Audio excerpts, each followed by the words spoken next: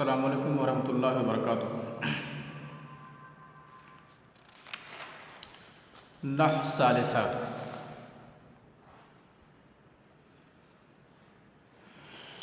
مصدر کی بحث ہم لوگ پڑھ رہے ہیں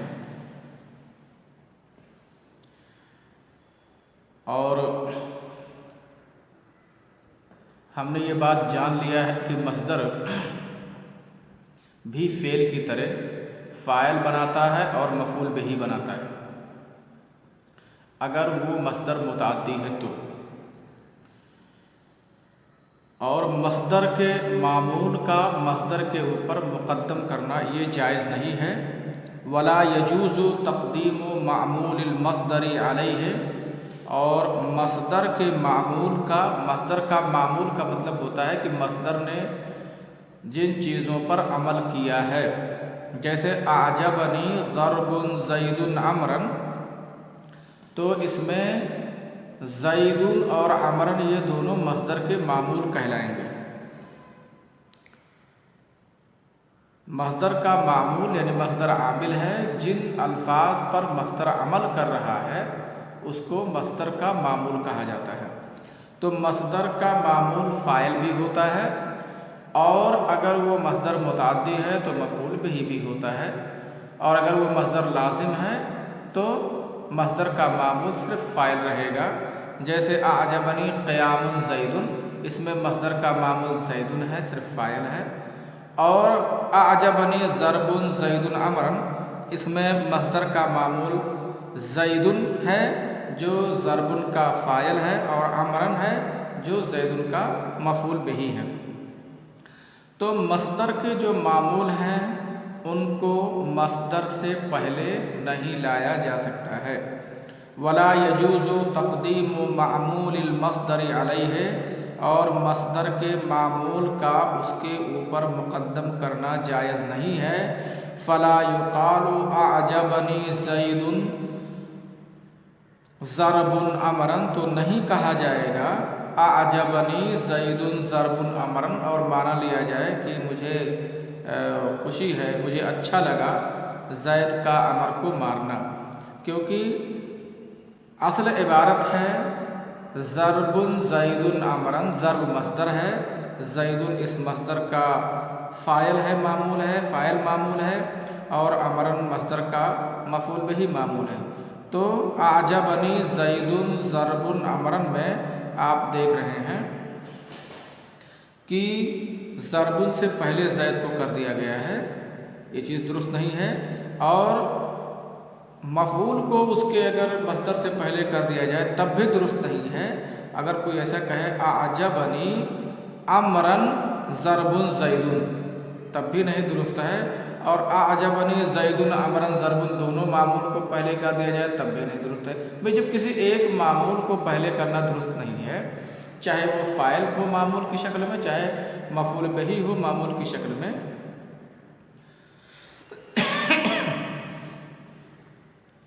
تو جب کسی ایک کا مقدم کرنا درست نہیں ہوگا تو دو کا مقدم کرنا یا دونوں کا مقدم کرنا کیسے درست ہو سکتا ہے، یہ آپ سوچ سکتے ہیں۔ یہ بات بھی اہم ہے جاننا کہ مصدر کی اضافت اس کے معمول کی طرف ہو سکتی ہے۔ اب وہ معمول دونوں ہوتا ہے، فاعل بھی معمول ہوتا ہے، مفعول بہ بھی معمول ہوتا ہے، تو چاہے فاعل کی طرف اس کی اضافت کرو یا مفعول بہ کی طرف اس کی اضافت کرو، دونوں میں سے کسی ایک کی طرف اس کی اضافت کر دو گے تو وہ چیز درست ہو جائے گی۔ دونوں کی طرف ایک ساتھ کرنا یہ درست نہیں ہے، فاعل کی طرف یا مفعول بہ کی طرف۔ جیسے اعجبنی ضرب زید عمرا کو آپ چاہیں تو کہہ سکتے ہیں اعجبنی ضرب زید عمرا، اور ضرب زید عمرا، اس میں آپ فاعل کو مضاف الیہ بنا دیں، اور اگر آپ چاہیں تو فاعل کو ویسے رہنے دیں، مصدر کے بعد مفعول بہ لے آئیں اور اس کو مضاف الیہ کر دیں، اور اس کے بعد فاعل کو اپنی اصلی اعراب پر رہنے دیں، تو آپ بولیں گے اعجبنی ضرب عمر زیدن ہو جائے گا۔ عمر کو مارنا زید کا، ترجمے میں کوئی فرق نہیں پڑے گا، ترجمہ وہی رہے گا، صرف بولنے میں اور لفظ کی ترکیب میں فرق پڑ جائے گا۔ جہاں آپ ضربن زیدن عمرن کو بولتے ہیں، ضربن مصدر ہے، زیدن اس مصدر کا فاعل ہے، عمرن اس مصدر کا مفعول بہ ہے، تو آپ اس طرح بولیں گے۔ اگر آپ فاعل کی طرف اضافت کریں، اعجبنی ضرب زیدن عمرن، ضرب مصدر ہے اور زیدن یہ مضاف الیہ ہے لفظاً اور تقدیراً یہ فاعل ہے، لفظاً مضاف الیہ ہے لیکن یہ فاعل کا کام دے رہا ہے، اور عمرن مفعول بہ ہے۔ اور اگر آپ مفعول بہ کی طرف اس کو مضاف کریں تو بولیں گے اعجبنی ضرب عمر زید، ضرب مصدر ہے اور عمر مضاف الیہ ہے جو مفعول بہ ہے، یعنی مصدر اپنے مفعول کی طرف مضاف ہے۔ تو مصدر کا مضاف الیہ کبھی اس کا فاعل ہو سکتا ہے اور کبھی اس کا مفعول بہ بھی ہو سکتا ہے، یہ آپ اس کا معنی سمجھیں گے تو جو فاعل بننے کی صلاحیت رکھے گا، اگر مضاف الیہ فاعل بننے کے لائق ہے تو فاعل کہیں گے، اور اگر مفعول بننے کے لائق ہے تو اس کو مفعول کہیں گے۔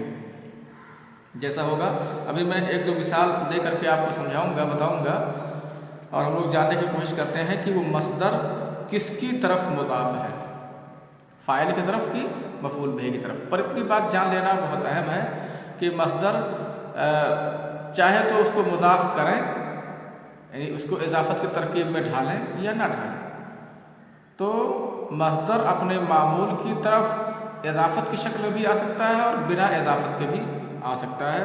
بنا اضافت کے تو آپ نے مثال دیکھ لیا، اعجبنی قیام زید، اور اضافت کے ساتھ اعجبنی قیام زید کر دیا جائے، بنا اضافت کے ساتھ اعجبنی ضرب زید عمرا، اور اضافت کے ساتھ تو دونوں میں سے کسی ایک کی طرف آپ اس کی اضافت کر دیں، ابھی آپ نے اس کو دیکھ لیا۔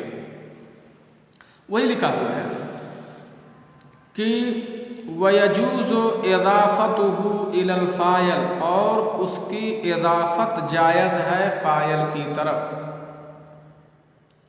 یعنی مصدر کی اضافت مصدر کے فاعل کی طرف کر دینا جائز ہے۔ جیسے کرہت ضرب زید عمرا، اور اضافت کر دیں گے تو تھوڑا آپ کو تخفیف لفظی کا فائدہ مل جائے گا، تھوڑا لفظ میں تخفیف ہو جائے گی۔ اعجبنی یا کرہت ضرب زید عمرا، میں نے ناپسند کیا زید کے عمر کو مارنا، کہ زید عمر کو مارے، مجھے یہ چیز ناگوار گزری، مجھے یہ چیز اچھی نہیں لگی، میں نے اس کو ناپسند کیا۔ تو یہاں کرہت ضرب زید عمرا اس کی مثال ہے کہ جہاں آپ کا مصدر فاعل کی طرف مضاف ہو رہا ہے، اور مفعول وَإِلَى الْمَفْعُولِ بِهِ، اور مفعول بِهِ کی طرف بھی آپ اس کی اضافت کر سکتے ہیں، جیسے کرہت ضرب عمر زید، ہے نا۔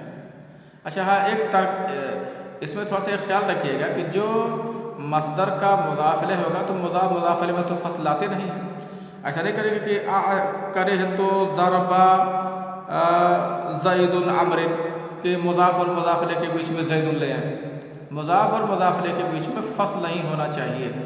اسی وجہ سے پہلے مصدر رہے گا، پھر فاعل رہے گا، پھر مفعول بہ رہے گا۔ اگر آپ نے فاعل کی طرف اضافت کیا تو خیر فاعل مصدر کے قریب ہی ہوتا ہے، آپ نے اسے اعراب بدل دیا اور کام ہو گیا۔ لیکن اگر آپ نے مصدر کی اضافت کرنی ہے کو مفعول بہ کی طرف، تو آپ کو جگہ بھی بدلنا پڑے گا، کیونکہ مضاف اور مضاف الیہ کے درمیان فصل نہیں ہونا چاہیے۔ اور ظاہر ہے جب یہ ترکیب رہے گی تو پہلے مصدر رہے گا، پھر فاعل رہے گا، پھر مفعول رہے گا، تو آپ کو اسے آگے پیچھے کرنا پڑے گا، اور فاعل اور مفعول کو آگے پیچھے کرنے میں کوئی حرج کی بات نہیں ہے۔ بس ممنوع کیا ہے؟ ممنوع یہ ہے کہ مصدر کا معمول مصدر سے پہلے نہ آنے پائے۔ اگر مصدر کے دو معمول ہیں تو ایک دوسرے پر مقدم مؤخر ہو سکتے ہیں، اس میں کوئی دقت کی بات نہیں ہے۔ مصدر کے جو معمول ہیں وہ آگے پیچھے، وہ مقدم مؤخر ہو سکتے ہیں، اوپر جو بات بتائی گئی ہے وہ یہ بات بتائی گئی ہے کہ مصدر کے معمول مصدر سے پہلے نہیں آ سکتے ہیں۔ یہ نہیں کہ مصدر کا ایک معمول، مصدر کے کئی معمول ہو سکتے ہیں، فاعل بھی اس کا معمول ہے اور مفعول بہ بھی اس کا معمول ہے، دونوں اس کے معمول ہوتے ہیں۔ مصدر کا معمول فاعل بھی ہے، مفعول بہ بھی ہے۔ تو اب ہم اگر یہ چاہیں کہ اس مصدر کے معمول کو مصدر سے پہلے لے آئیں، ابھی مثال دی گئی ہے نا، جیسے اعجبنی ضرب زید عمرا، اب اس کا معمول ہے زید اور عمرا، تو ان دونوں میں سے کسی کو بھی مصدر سے پہلے نہیں لا سکتے ہیں۔ ضرب زید عمرا کو اگر ہم چاہیں تو یہ کہیں کہ زید ضرب عمرا یا عمرا ضرب زید، تو ایسا نہیں ہو سکتا ہے۔ البتہ اگر التباس کا خطرہ نہ ہو، التباس کا، فاعل مفعول میں خلط ملط ہونے کا اندیشہ نہ ہو، تو فاعل اور مفعول کو ایک دوسرے پر مؤخر کر سکتے ہیں، لیکن وہ عامل سے یعنی مصدر سے پہلے نہ ہونے پائے۔ بس اتنی سی بات دھیان دینی ہے۔ تو میں آپ کو بتا رہا تھا کہ اگر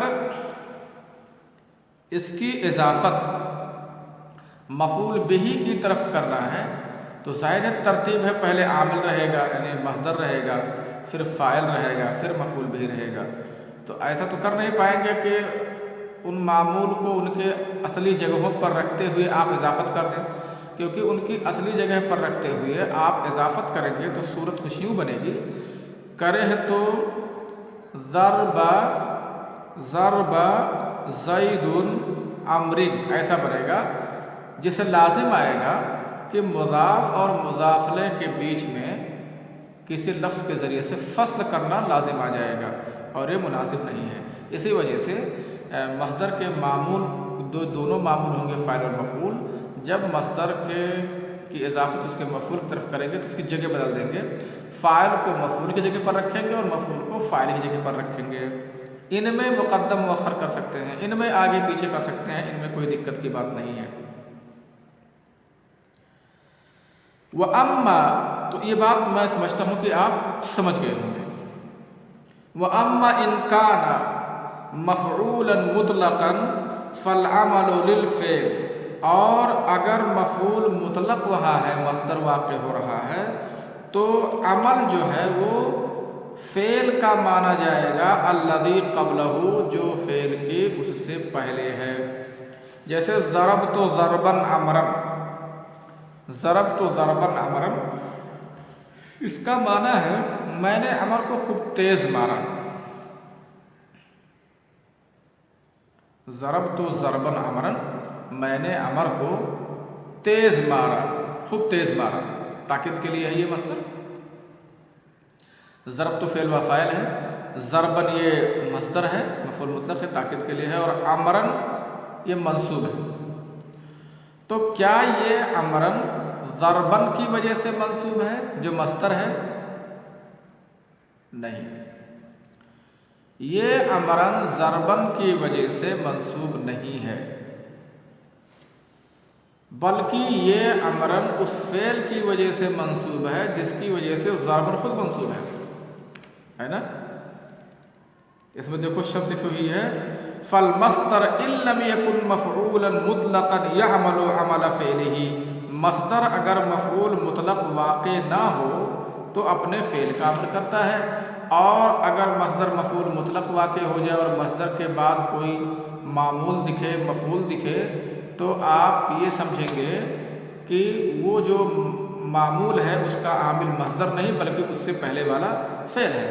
تو اس میں لکھا ہوا ہے فَعَمْرًا مَنْصُوبٌ بِضَرَبْتُ، عمرن جو یہاں منصوب ہے وہ ضربتو کی وجہ سے منصوب ہے، عمرن یہاں منصوب ہے ضربتو کی وجہ سے منصوب ہے، نہ کہ ضربتو ضربن عمرن میں ضربن کی وجہ سے منصوب ہے۔ تو یہ بات آپ کے سمجھ میں آ گئی ہوگی۔ البتہ اس چیز کی مشق کر لیجئے جس میں یہ بتایا گیا ہے ابھی آپ کو کہ مصدر अगर मुदाफ नहीं हो तो उसको देख करके आप समझ जाएंगे, साफ साफ दिखेगा। लेकिन अगर मसदर की इजाफत हुई है तो आपको उसमें माने से दिमाग लगा करके थोड़ा समझना पड़ेगा कि उसकी इजाफत उसके फ़ाइल की तरफ हुई है कि मफ़ूल की तरफ हुई है। चलो,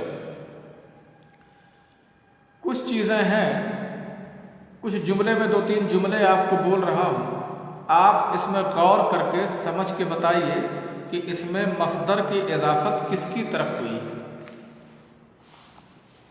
फ़ाइल की तरफ कि मफ़ूल की तरफ। कौन मसदर है, पहले जुमले में ये तय कीजिए कि मसदर कौन है, उसके बाद उसकी इजाफत फ़ाइल की तरफ हुई है कि मफ़ूल बिही की तरफ हुई है।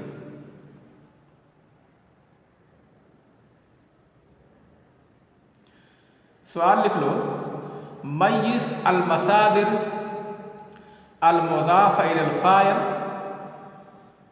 मिनल मसादिर अल-मुज़ाफ़ इलल मफ़ऊल बिही। यानी उन मसादिर की इसमें तमीज़ करो जो मसादिर फ़ाइल की तरफ मुज़ाफ़ हुए हैं, उनको छांटो, उनको अलग करो उन मसादिर से जो मसादिर मफ़ऊल बिही की तरफ मुज़ाफ़ हुए हैं। दोनों को अलग अलग करना है। हाँ, नंबर 1 जुमला है, इंशादुकल अशआर जमील। इंशाद, अनशदा युनशिदु, इंशाद के माने होते हैं गुनगुनाना। इंशादुकल अशआर जमील, क्या माना है इसका? माना इसका क्लियर कर लोगे तो आपका आधा मसला हल हो जाएगा कि इसकी इजाफत इसके फ़ाइल की तरफ हुई है या इसके मफ़ऊल बिही की तरफ हुई है। इंशादुका अल अशआर जमील, तुम्हारा अशआर गुनगुनाना, तुम्हारा अशआर गुनगुनाना यानी तुम्हारा शेर पढ़ना बहुत अच्छा है। किसी किसी का शेर पढ़ना अच्छा नहीं होता है, किसी किसी का शेर पढ़ना अच्छा होता है। तो इंशादुकल अशआर, तुम्हारा अशआर को पढ़ना, ये मुब्तदा हो जाएगा, जमीलुन ये खबर है। मुब्तदा कैसे बनेगा? देखो, मसदर और उसका मामूल ये पूरा मुब्तदा हो जाएगा और जमीलुन ये खबर है।